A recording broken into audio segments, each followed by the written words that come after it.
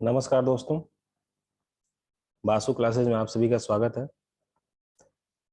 आज के लेक्चर में हम लोग कॉम्प्लेक्स एनालिसिस के सिलेबस को देखेंगे और कुछ बेसिक इंट्रोडक्शन इसका आज हम लोग देखेंगे। कॉम्प्लेक्स नंबर क्या है और कॉम्प्लेक्स नंबर में क्या ऑपरेशन है, कैसे रिप्रेजेंट करते हैं, ये सब चीज़ आज बेसिक चीज़ों को देखेंगे। अगले क्लास में हम लोग कॉम्प्लेक्स एनालिसिस से रिलेटेड और सब टॉपिक्स को देखेंगे। 3-4 लेक्चर इसमें मैं लूँगा जिसमें कॉम्प्लेक्स एनालिसिस पूरी तरह से ख़त्म हो जाएगा 4 लेक्चर में। चलिए आज का शुरू करते हैं क्लास। पहले देख लीजिए, ये है सिलेबस में जो इम्पोर्टेंट जो टॉपिक्स हैं, जैसे एनालिटिक फंक्शन, फिर आपका Cauchy theorem, Cauchy integral theorem क्या है, power series, Taylor series, singularity, Cauchy residue theorem, contour integration, ये सब है आपके सिलेबस में दिया हुआ। इसमें जो सबसे ज्यादा क्वेश्चंस आते हैं वो कंटूर इंटीग्रेशन से है।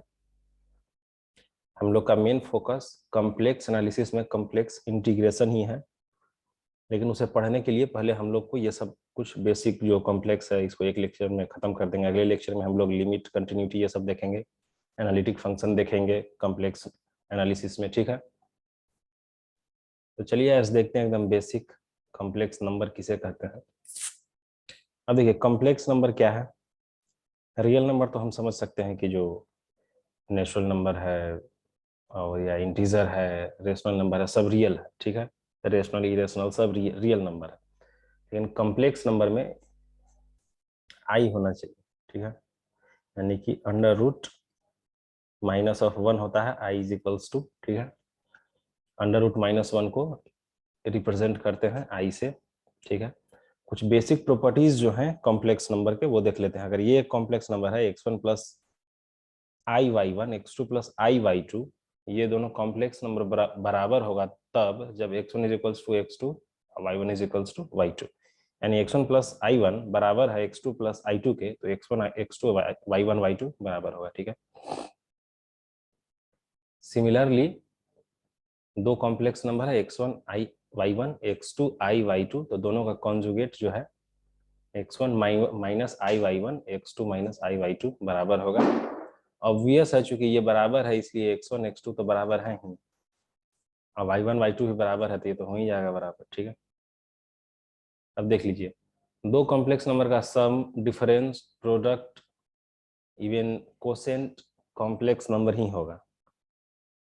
मुझे नहीं लगता इसे अलग से बताने की जरूरत है। अगर कोई भी दो कॉम्प्लेक्स नंबर को आप जोड़ेंगे तो रियल वाला पार्ट एक साथ जुड़ेगा और इमेजिनरी पार्ट एक साथ जुड़ेगा। ठीक है, अब देखिए कॉम्प्लेक्स नंबर को कैसे लिख सकते हैं। एक तो ये तरीका है, z बराबर x प्लस आई वाई, इस तरह से लिख ले। या फिर दूसरा तरीका ये है कि z is equals to r into cos theta plus i sine theta, इस तरह से लिखा जा सके। अब यहाँ पे r क्या हो जाएगा, अब यहाँ पे x है और y है। ठीक है, मान लीजिए इस तरह से दिया हुआ है z x प्लस आई के फॉर्म में, आई वाई के फॉर्म में। अब इसको इस वाले फॉर्म में लिखना है तो r आ जाएगा अपना under root x square plus y square, और थीटा आ जाएगा tan inverse y upon x। इन सब का यूज करते हुए इस फॉर्म में लिख सकते हैं। अब इसको इस फॉर्म में भी लिख सकते हैं। इसमें r इंटू ई के पावर आई कॉस थीटा जोड़ आई साइन थीटा को ई के पावर आई थीटा भी लिखा जाता है। इसलिए ये तीनों जो फॉर्म्स हैं ये और ये तीनों एक ही है। ठीक है, जहाँ पे r क्या है under root x square plus y square, theta क्या है tan inverse y upon x. ठीक है, अब ये देख लीजिए पांचवा प्रॉपर्टी, z है, ये z का कॉन्जुगेट है। कॉन्जुगेट मतलब पता ही होगा आपको, अगर x प्लस आई वाई कोई कॉम्प्लेक्स नंबर है तो उसका कॉन्जुगेट हो जाएगा x माइनस आई वाई। ठीक है, चलिए एक सवाल है यहाँ पे एग्जाम्पल, ये बोल रहा है कोई कॉम्प्लेक्स नंबर है -3 plus i x square y, और दूसरा एक कॉम्प्लेक्स नंबर है x square plus y plus 4i। बोल रहा है कि एक दूसरे का कॉन्जुगेट है दोनों, तो एक्स और वाई का वैल्यू निकालना। ठीक है, यहाँ से देख लीजिए, एक दूसरे से मैंने लिख लिया है, जेड है और जेड का कॉन्जुगेट ये है, एक्स और वाई का अब वैल्यू यहाँ से निकालना है। कॉन्जुगेट में आपको पता होगा कि रियल पार्ट इक्वल होता है और जो इमेजिनरी पार्ट होता है, आई का जो कोफिशिएंट होता है कॉन्जुगेट में, ओरिजिनल वाले का निगेटिव होता है। ठीक है, तो यहाँ -3 एक्स स्क्वायर प्लस वाई जो रियल पार्ट है दोनों हो जाएगा बराबर, ठीक है। जो इमेजिनरी पार्ट है एक्स स्क्वायर वाई, यहाँ क्या है 4, एक दूसरे के हो जाएगा निगेटिव, ठीक है। एक्स स्क्वायर वाई बराबर 4 नहीं -4, ठीक है। तो यहाँ से बस दो वेरिएबल एक्स वाई है, दो इक्वेशन है, उसको सॉल्व करना है। यहाँ आप देख लीजिए मैंने सॉल्व किया हुआ है। यहाँ से एक्स स्क्वायर बराबर ये आ जाता है और यहाँ से ये इक्वेशन आ रहा है, ठीक है। सॉरी, यहाँ से जो एक्स स्क्वायर बराबर -4 अपॉन वाई आ रहा है वो यहाँ पे पुट कर दिया गया है। और उसके आगे आप देख लीजिए कैसे सॉल्व किया हुआ है। चलते हैं हम आगे। अब हम लोग देखेंगे कि जियोमेट्रिकली कैसे रिप्रेजेंट करते हैं। ये है अपना कार्टेशियन कोऑर्डिनेट, ठीक है। अब इसमें देख लीजिए कार्टेशियन कोऑर्डिनेट में एक्स वाले एक्सिस को हम लोग यहाँ पे इमेजिनरी एक्सिस ले लिए हैं, हालांकि वहां पे रियल एक्सिस भी लिया जा सकता था। चलिए इसी को रियल ले लिया, यहाँ कुछ गड़बड़ हो गया है।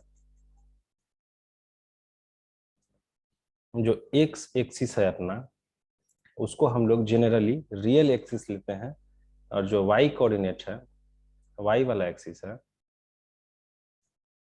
उसको हम लोग इमेजिनरी एक्सिस लेते हैं, ठीक है। ये है इमेजिनरी एक्सिस और ये अपना रियल एक्सिस, ठीक है। और एक्स, ठीक है। तो x प्लस आई वाई कोई भी कॉम्प्लेक्स नंबर है तो उसको अगर कार्टेशियन कोऑर्डिनेट में रिप्रेजेंट करना है तो यहाँ से x और यहाँ से y, यानी ये वाला पॉइंट, ठीक है, इस तरह से रिप्रेजेंट करते हैं।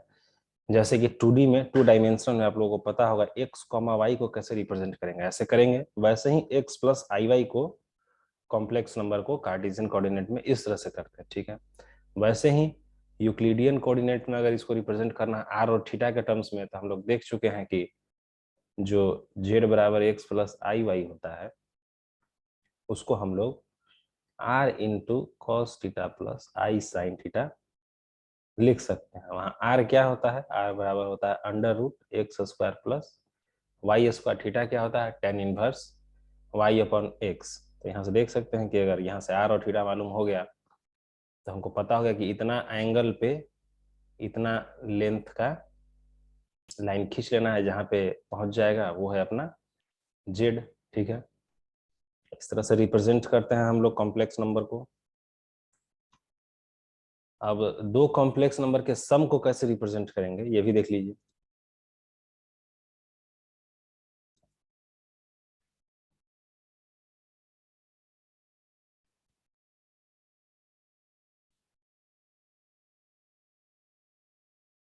ठीक है, इधर देखिए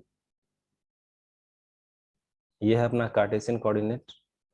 इसमें कोई z1 वेक्टर है, z1 सॉरी कॉम्प्लेक्स नंबर है। जैसे वेक्टर में हम लोग वेक्टर एडिशन जिस तरह से करते हैं बिल्कुल उसी तरह से कॉम्प्लेक्स नंबर में हम लोग एडिशन करते हैं। वेक्टर में कैसे करते हैं, जो अगर 2D होता है अपना, मान लो एक्स आई कैप जो वाई एक्स वन आई कैप वाई वन जे कैप, इस तरह से रहता है टू डायमेंशनल वेक्टर में, ठीक है। और इस तरह से कोई वेक्टर आता है एक्स टू आई कैप जो वाई टू जे कैप, ठीक है। तो इन दोनों को जोड़ देते हैं, इन दोनों को जोड़ देते हैं। वैसे ही कॉम्प्लेक्स नंबर में अगर z1 कोई z1 कॉम्प्लेक्स नंबर है, कोई z2 कॉम्प्लेक्स नंबर है, ठीक है, दोनों का समेशन हम लोग को निकालना है। तो ये वाला जो लाइन है ये वाला उठ के सीधे इसका पीछे वाला और इसका आगे वाला ज्वाइंट करने के बाद जहां पे हम लोग पहुंच जाएंगे वो हो जाएगा अपना समेशन वाला वेक्टर जो दिख रहा होगा आपको z1 प्लस z2, ठीक है। जैसे वेक्टर में रिप्रेजेंट करते हैं सम ऑफ टू वेक्टर्स को, बिल्कुल उसी तरह से कॉम्प्लेक्स नंबर में। हालांकि ये सब उतना रेलेवेंट नहीं है, फिर भी आप लोग इसको देख लीजिए ताकि जब हम लोग कॉम्प्लेक्स इंटीग्रेशन में जाएं तो वहां पे किसी तरह का कोई समस्या ना हो, इसलिए, ठीक है। अब हम लोग यहाँ देखते हैं कि कॉम्प्लेक्स नंबर में अगर कार्टेशियन कोऑर्डिनेट में कोई किसी कर्व को या किसी रीजन को कैसे डोनेट करते हैं, ठीक है। तो जनरली हम लोग के पास सर्कल और लाइन का ही आता है। तो अगर इस तरह से दिया हुआ हो कि z is equals to 4 magnitude of z. Z क्या होता है? x plus i y. अब मॉड ऑफ जेड क्या होता है? X square plus y square under root. ठीक है, समझ रहे हैं आप? तो देख सकते हैं यहाँ से कि अगर इस तरह से दिया हुआ है कि under root x square plus y square बराबर 4, अगर इधर से अंडर रूट हट जाएगा तो इधर 16, तो x square plus y square equal to 16। यानी यहाँ से साफ साफ आप देख सकते हैं कि ये सर्कल का इक्वेशन है। ठीक है, इसलिए जैसे ही मैग्नीट्यूड रहे जेड के साथ कोई कॉम्प्लेक्स नंबर, फिर magnitude less than more than, तो ये समझ जाइए कि आप सर्कुलर रीजन ये बनने वाला है। ठीक है, तो इसी में देख लीजिए, जैसे यहाँ पे है, ये है z plus 2i less than equals to 3। ठीक है, z plus 2i less than equals to 3 more than equals to 1, यानी कि 2i यानी कि माइनस ऑफ 2i अपना हो जाएगा सेंटर। अब आप सोच रहे होंगे कि कैसे मैं ये बता पा रहा हूँ, तो उसका हम लोग देखेंगे बाद में। यहाँ बस ये समझिए कि एक तरह से ये Z minus minus of 2i है एक तरह से। ठीक है, इसको माइनस ऑफ टू आई अपना हो जाएगा सेंटर, और इधर जो है वो है रेडियस, एक ये रेडियस, यानी एक वाले रेडियस के बाद और 3 वाला रेडियस के अंदर। तो ये वाला इसका रेडियस है 1, इसका रेडियस है 3। तो ये रीजन को डिनोट कर रहा है ये वाला जो इनइक्वालिटी है। ठीक है, वैसे ही अगर बोले कि real part of Z is more than 3, Z क्या होता है? x plus i Y. Real part इसका क्या है? x, यानी कि बोल रहा है कि x इज मोर देन 3। तो हम लोग देख चुके हैं कि रियल एक्सिस इधर x होता है, x मोर देन 3 कौन सा रीजन हो जाएगा? कि इस तरफ x बराबर 3 ये वाला पॉइंट है, तो इसका इस तरफ x मोर देन 3 इनफाइनाइट तक। ठीक है, वैसे ही अगर बोले कि एम्पलीट्यूड ऑफ जेड, एम्पलीट्यूड यानी कि tan inverse y upon x, बोल दिया जाए कि पाई अपॉन 3 पाई अपॉन 6 के बीच में है, तो सीधे सीधे इसको हम लोग अब यूक्लिडियन कोऑर्डिनेट में देखेंगे इसको कि 30 डिग्री से ज्यादा और 60 डिग्री से कम। देख लीजिए यहाँ पे वही है, तो इससे ज्यादा इससे कम, यानी इन दोनों के बीच का जो रीजन है वो आ गया अपना रीजन इस वाले इनइक्वालिटी का। वैसे ही कुछ बेसिक सवाल और देख लेते हैं कॉम्प्लेक्स नंबर का। ये सब आप अगर एनसीईआरटी भी पढ़ेंगे तो ये सब बेसिक चीजें आपको वहां मिल जाएगा। ये सब हमारे सिलेबस का नहीं है, पर चूंकि जो हमारे सिलेबस का है उसे पढ़ने के लिए इन बेसिक चीजों को जानना जरूरी है, इसलिए मैं यहाँ पे करवा दे रहा हूँ। ठीक है, अब बोल रहा है क्यूब रूट ऑफ यूनिटी निकालना है। ठीक है, यानी कि x cube is equals to 1। Cube root of unity का यही मतलब होने, यानी कि मान लेते हैं कि x बराबर 1 के पावर 1 अपॉन 3। ठीक है, तो x cube is equals to 1 इस तरह से हो जाएगा। अब 1 को हम मान लेते हैं कि ये कोई कॉम्प्लेक्स नंबर है। ठीक है, तो इसको कैसे डिनोट कर सकते हैं? आपको पता होगा कि r इंटू ई के पावर आई थीटा के फॉर्म में हम लोग डिनोट कर रहे हैं। ठीक है, तब यहाँ पे इसको किस तरह से लिख सकते हैं? 1 है तो 1 प्लस 0i एक तरह से। ठीक है, 1 प्लस 0i का मैग्नीट्यूड इसका क्या हो जाएगा? X square plus y square 1। और अगर cos theta i sine theta के फॉर्म में इसको लिखा जाए तो 1 इंटू, अगर इसमें 1 कॉमन ले ली तो 1 इंटू 1 प्लस 0 इस तरह से लिख सकते हैं, 0i, कोई दिक्कत नहीं है। ये क्या है? r, 1 क्या है? कॉस थीटा, यानी कॉस कितना? कॉस 2n पाई, और साइन 0 यानी कि साइन 2n पाई आई। ठीक है, इसको जब आई थीटा में लिखेंगे तो हम लोग इसको इस तरह से लिख देंगे, 1 तो मैग्नीट्यूड है इधर, r इंटू ई के पावर आई थीटा। थीटा कौन सा? जो कॉस के साथ है 2n पाई, कॉस और साइन के साथ जो है 2n पाई। या फिर आप इसको अगर सीधे, अगर जैसे मैंने पहले बताया था कि tan inverse y upon x भी कर देंगे तो उससे भी निकल जाएगा। यहाँ पे ये है x, ये है y, tan inverse y upon x यानी 0/1 0, तो tan 0 कहाँ होता है? 2n पाई पे, तो थीटा क्या हो गया? 2n पाई। ठीक है, तो यहाँ पे हमारे पास आ गया है कि x cube is equals to e के पावर आई इंटू 2n पाई। तब x बराबर क्या हो जाएगा, देख लीजिए यहाँ पे, ये हो जाएगा x इक्वल्स टू, इधर में 3 आ जाएगा, ठीक है। तो आई 2n/3 पाई। अब यहाँ पे जब n का वैल्यू 0 लेंगे, n का वैल्यू यहाँ पे देख लीजिए 0 लेंगे तो e के पावर 0 यानी कि 1 आ जाता है। एक रूट ये हो गया।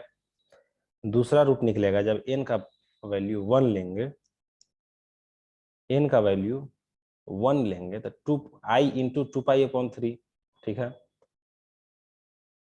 e के पावर i इंटू 2 पाई/3 यानी e के पावर i थीटा को हम लोग जानते हैं कि cos theta plus i sin theta के फॉर्म में लिख सकते हैं। cos 2 पाई/3 इंटू i sin 2 पाई/3, ये आ गया कुछ इस तरह से, ठीक है। n इक्वल्स टू अगर 2 लेंगे तब i इंटू 4 पाई/3 हो जाएगा, यानी थीटा क्या हो गया वहां पे 4 पाई/3। तो cos 4 पाई/3 इंटू आई साइन 4 पाई/3। अब cos 4 पाई/3 का वैल्यू ये, साइन 4 पाई/3 का वैल्यू ये होता है, ठीक है। अब इसके आगे हम नहीं लेंगे, इसके आगे अगर n3 लेंगे तो यहाँ पता चलता है कि 2 पाई से ऊपर फिर से रिपीट हो जाएगा। अगर देख लीजिए यहाँ पे अगर n का वैल्यू 3 लीजिएगा तो 2 पाई हो जाएगा, तो e के पावर i 2 पाई, तो cos 2 पाई 1, यानी फिर से रिपीट होना शुरू हो जाएगा।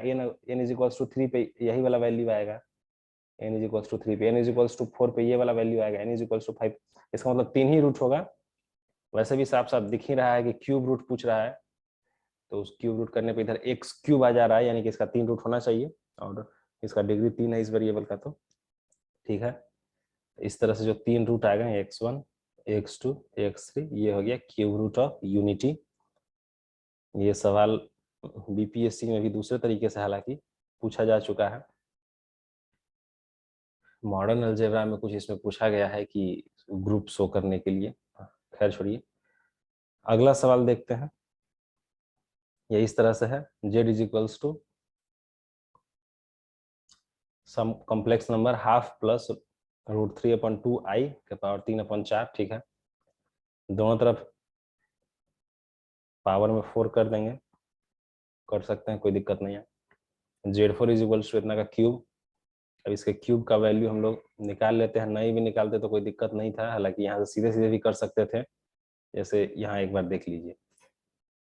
इसका मैग्नीट्यूड क्या हो जाएगा, ये जैसे x प्लस आई वाई इस तरह से है, x का वैल्यू, इसका मैग्नीट्यूड मैं बता देता हूँ, हाफ का स्क्वायर प्लस √3/2 का स्क्वायर करिएगा तो 1 आ जाता है, ठीक है, 1।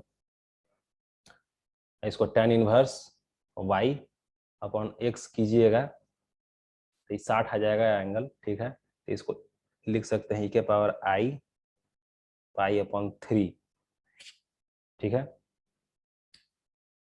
पाई/3 प्लस इसको 2n पाई कर दीजिए, केवल 60 पे ही नहीं, 2 पाई प्लस 60, 4 पाई प्लस 60, समझ रहे हैं आप, उन सब एंगल्स पे यही आता है, ठीक है।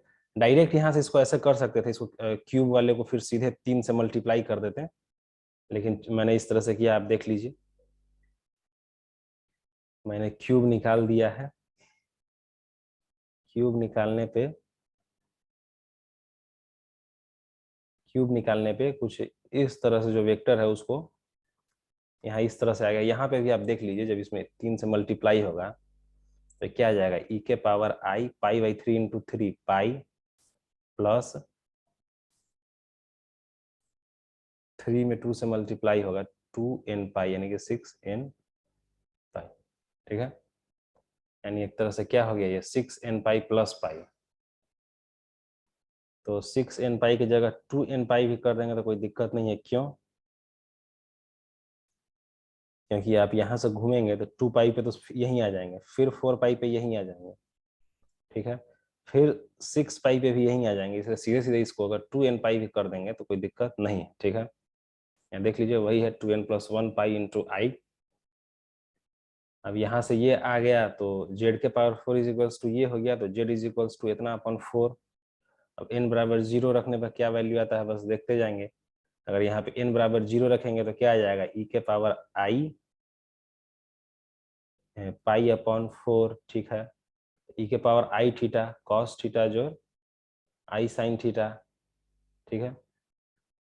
तो cos pi by 4 1/√2 I pi sine pi by 4 1/√2 आई, ठीक है। वैसे ही n का वैल्यू 1 रखेंगे यहाँ पे, तो ये आ जाएगा क्या, ई के पावर आई 3 पाई/4, ठीक है। यहाँ पे साइन हो जाएगा साइन कॉस 3 पाई/4 माइनस 1/√2 साइन 3 पाई/4 1/√2, ठीक है। इसी तरह से n = 2 रखने पे ये आ जाता है Z3 का वैल्यू, फिर यहाँ पे n = 3 रखने पे ये आ जाता है।